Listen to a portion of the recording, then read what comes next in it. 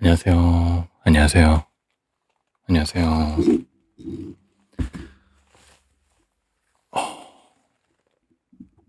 오랜만에, 오랜만에 뵙습니다. 제가 매번 인사할 때마다 매번 바빴다 이렇게 얘기를 드리는데 이번 주는 진짜 너무 바빴어요. 진짜 너무 바빠서 진짜 이틀 전인가 3일 전, 이틀 전이지. 촬영을 21시간을 했는데 이동하고 이제 촬영 마감까지 21시간 했는데 이게 현타가 진짜 현타가 왔습니다. 진짜. 물론 촬영할 때는 재밌고 현장도 되게 재밌고 이런 변칙적인 상황에서도 재밌는데 달라요. 이게 20대 때 움직이는 그런 텐션이랑 30대 때 이렇게 움직이는 텐션이랑 좀 다른 것 같습니다. 움직인 만큼 뭔가 그래도 뿌듯함도 있는데 아무튼 결과물이 잘 나와야죠. 나와야 되고 나오면 좋을 것 같습니다. 네. 저번 화까지 제가 이근대인님 책을 리뷰를 했었어요. 근데 이근대인님 책이 너무너무 좋았어요. 저는 읽으면서 동기부여도 많이 됐고, 네, 모티베이션이랑, 이 각박한 세상에서 어떻게 살아나가야 될지 좀 파이팅을 얻었다면, 네, 이번 책은 좀, 옷이 좀 뽀득뽀득 소리가 나는데, 제가 힘들 때 가장 위안을 얻었던 책이지 않을까 생각이 듭니다. 이게, 네, 정말 외롭고 힘들 때, 우연히 빅데이터 기반으로 책 추천하는 거에서 제가 이 책을 사서 읽었는데, 너무너무 위로가 됐어요. 그런 거 있잖아요. 책이 너무 좋아서 한 번에 다 읽기 싫다. 약간 그 정도의 책이었어요. 그래서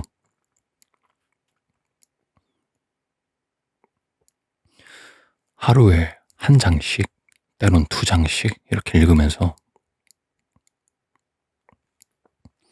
책을 좀 음미했던 기억이 많이 납니다.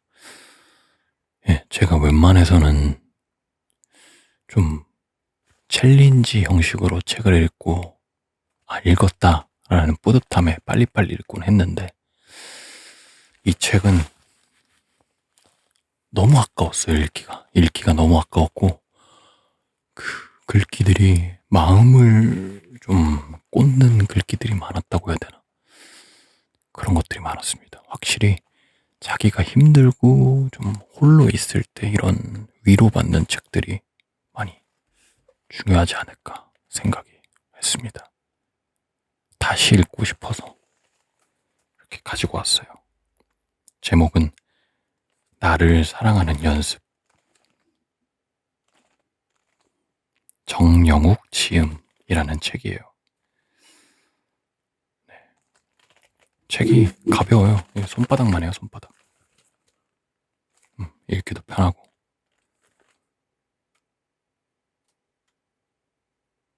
네, 참, 이 세상에서 나만큼 소중한 사람이 없잖아요. 내가 제일 존중받아야 되고, 내가 제일 내 자존감이 서 있어야 남을 위로하고 남을 도와줄 수 있다고 생각이 하는데, 요즘 보면 나는 없고, 상대방만 있고, 또 나보다 남을 먼저 생각하다 보면 이게 병들어요. 이게 누군가를 도와주기 위해선 나도 준비가 돼 있는 상태에서 도와주는 게 저는 맞다고도 생각이 드는데, 물론 이제 내가 준비가 안 됐거나 내가 힘들 때 남들을 도와줄 때 거기서 받는 위로나 좀 평안들도 있을 것인데, 나는 나를 누가 위로해주지라는 생각을 했었어요. 이제 뭐 종교가 있으신 분들은 이제 뭐 기도를 하거나 뭐 그런 과정이 있겠지만,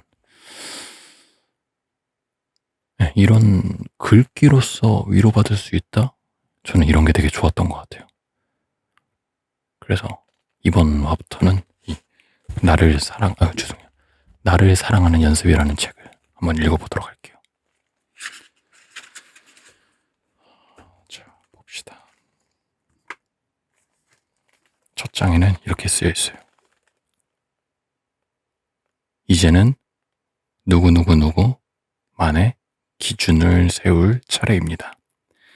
나를 사랑할 준비가 되어 있는 사람이 지금 여기에 서 있습니다.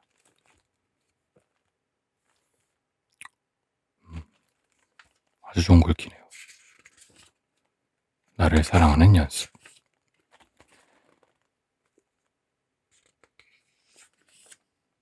챕터 1, 챕터 2, 챕터 3가 있는데, 오늘은 챕터 1에서 다는 아니고 저도 보면서 여러분들과 같이 소통할 수 있는 구절들을 한 3-4개 정도 읽어보도록 할게요.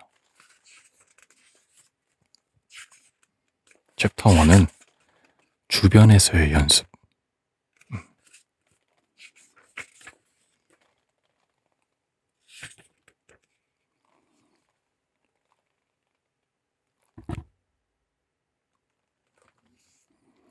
나의 주변을 온전히 사랑하고 미움은 되도록 걸러내는 삶을 그려봅니다. 또 그것으로 인한 앞으로의 개운한 날들을 기대합니다. 라고 써있네요.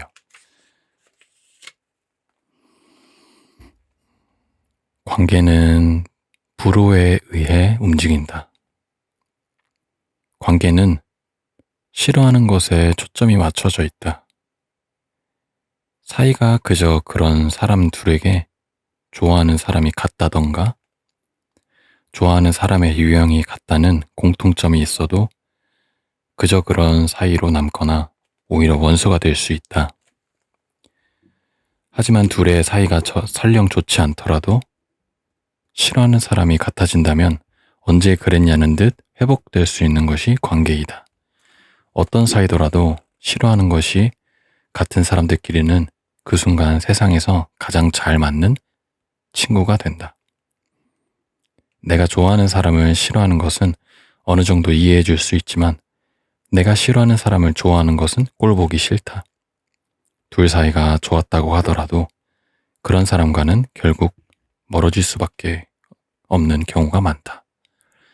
인간관계는 호보다 불호에 의해 좌지우지되며 가까워졌다 멀어졌다 한다. 그러니 딱히 이해할 수 없이 미워지는 사람이 생기고 이해할 수 없이 미움받는 사람이 생기는 것이다. 내가 아무리 잘해도 나를 미워하는 사람이 생기고 아무것도 하지 않아도 나를 응원하는 사람이 생기기도 한다. 맞네. 내가 그렇게 당해왔고 또 그렇게 살아왔다.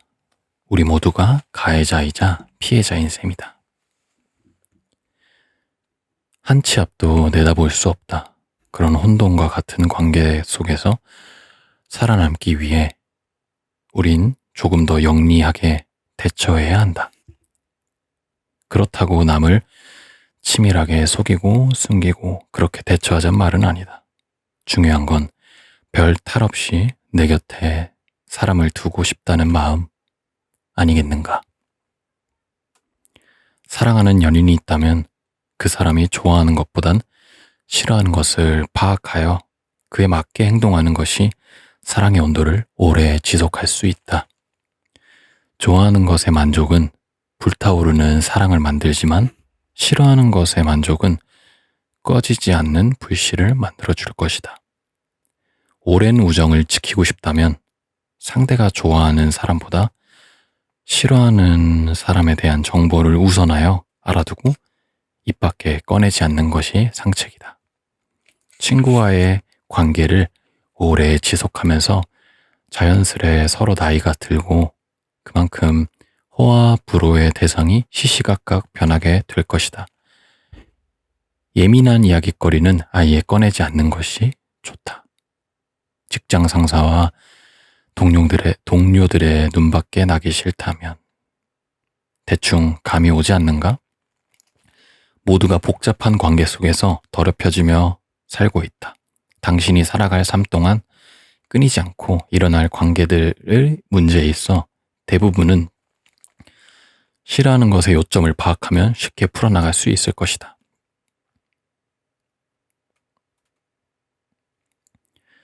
백 번 잘해주는 것보다 한 번 싫어하는 것을 고쳐주는 게 나을 수 있다. 100번 좋아해주는 것보다 한 번 같이 싫어해주는 게 나을 수 있다.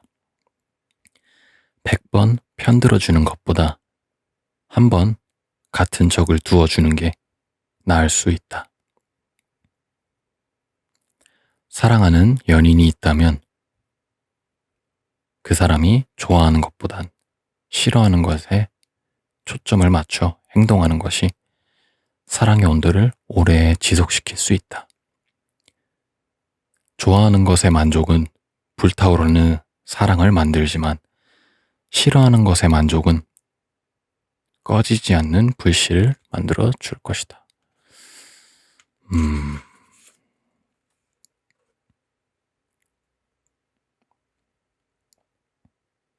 공감에 대한 얘기 같아요. 제 MBTI가 INTJ인데 제가 공감이 좀 떨어집니다. 공감을 잘하시는 분들이 너무 많겠지만 저는 공감보다는 상황 해결을 하고 싶은 마음들이 먼저 앞서요.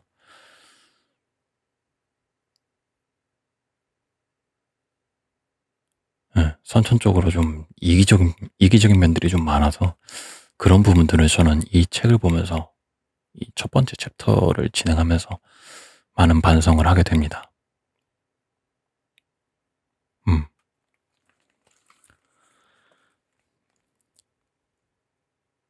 나도 모르게 이해를 강요받고 있다면,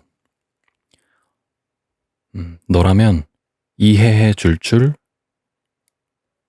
너라면 이해해 줄 거라고 생각했어.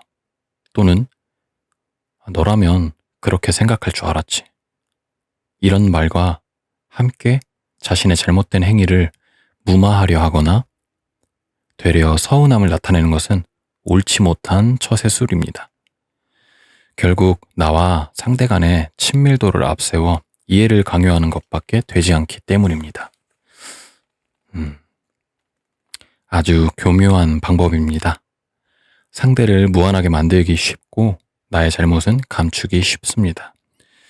하지만 이미 일을 저질러 놓은 후 나오는 너라면 이해해 줄 거라 생각했어 는 말을 다시 해석해보면 이렇습니다.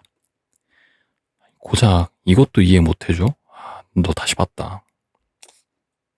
아니 우리 사이가 이것밖에 안 돼? 서운하다. 곧 행위의 수위보단 나와 상대 사이의 친밀도를 먼저 생각하는 것입니다. 긴밀한 사이일수록 어떠한 행위로 비롯할 서로의 감정을 우선시 여겨주는 것이 옳은 사고입니다. 이거는 다 읽고 다 얘기할게요.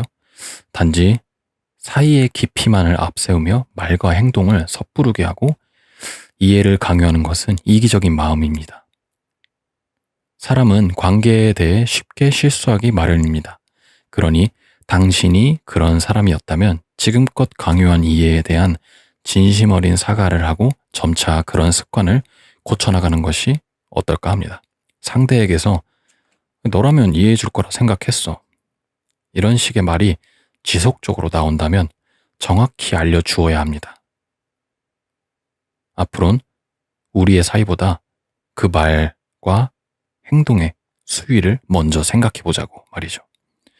서로가 함께한 시간과 기억을 방패처럼 앞세워 정작 서로의 감정은 존중해 주지 않는 모순되는 행동이기 때문입니다. 먼저 진솔한 이야기를 꺼내보고 상대의 태도를 살펴본 후 관계 정리에 대한 판단을 내리시기 바랍니다. 서로 친하고 긴밀하다는 이유로 이해를 강요받는 그런 관계는 맺지도 말고 유지하지도 않았으면 좋겠습니다. 라고 쓰여 있네요. 서로에 대한 이해가 강요되고 있다면 관계가 삐뚤게 흐르는 것일지도 모릅니다. 이해는 강요에서 나오는 것이 아니라 자진해서 나와야 하는 것입니다. 마음에서 우러나와야 하는 것입니다. 그러니까 이게 어떻게 보면 관계로 인해서 지친 사람들이 이 글을 읽고 위로를 받고 좀 공감을 받았으면 하는 취지에서 그 입장에서 글을 쓴 것 같아요.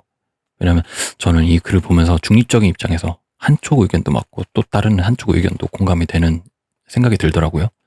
무조건적인 공감과 이해를 바라지 말라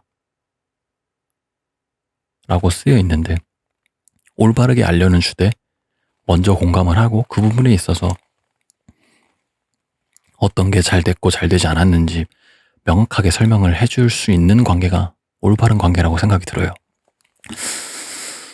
보면은 이게 시간이 오래된 친구들의 관계일수록 이런 게 쉽지가 않은 것 같아요. 올바른 이야기를 해줄 수 있고, 그리고 그 이야기가 내 경험에서 우러나오지만 객관적인 이야기일 수도 있고 주관적으로 흘러나갈 수도 있잖아요. 예를 들어서 방금 글에 쓰여 있다시피 너라면 나를 이해해 줄 줄 알았어. 아쉽다. 서운하다. 너는 나를 그렇게밖에 생각을 안 해줘? 라는 말들도 어떻게 보면 그 사람의 진심이에요. 진심이고 나도 그 사람한테 진심으로 얘기를 해줘서 서로의 진심이 부딪혔기 때문에 감정이 일어나는 거라고 생각이 드는데, 이거는 솔직히 얘기해서 정답은 없을 것 같습니다. 이 글을 읽고 무조건적으로 대입을 하기보다 상황에 맞게 생각을 하고 공감이 먼저인지 솔루션이 먼저인지 이거를 대입을 하는 과정들이 필요할 것 같아요. 어떻게 보면 이건 대화의 센스라고 생각을 하는데 저도 잘 안 돼요. 저는 특히 잘 안 되는 부분들이고, 네. 가장 중요한 건 척하지 않는 거.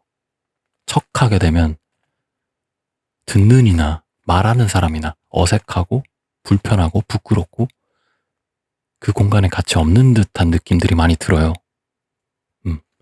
그런 부분들은 좀 멀리 했으면 좋겠다, 피했으면 좋겠다 라는 생각을 갖게 되는 것 같습니다. 이 책을 읽으면서. 다시 볼수록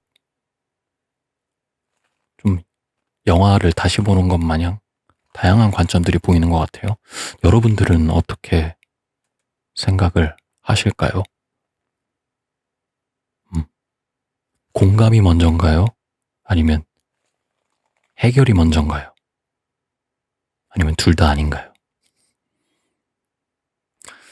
네, 챕터 1에 대한 이 나를 사랑하는 연습, 이 책 챕터 1에 대한 이야기는 이 정도에서 튜토리얼을 정리를 해보도록 할 건데요. 결국 이 책에서 얘기하는 궁극적인 목표는 남을 사랑하기 전에 내 감정이 어떤지, 지금 내 상태가 어떤지 좀 더 진단을 할 수 있고, 진단이 된다면 나를 회복시킬 수 있는 그 시간들을 갖게 도와주는 것 같아요, 책이. 저한테도 지금 필요한 단계고, 누군가를 진심으로 사랑할 수 있는 그런 관계를 가고 있고, 가기 위해서도, 앞으로 더 가기 위해서도 분명히 내 자신이 어떤 감정이고 어떤 상태인지 분명히 알아야 될 거라고 생각이 들고 정말 좋은 책이라고 생각이 듭니다. 네, 첫 번째 장은 이쯤에서 마무리를 하도록 하고요. 여러분들의 의견도 혹시 있다면 밑에 댓글이나 아니면 자유롭게 글을 남겨주셨으면 좋겠습니다. 감사합니다. 두 번째 장에서 봬요.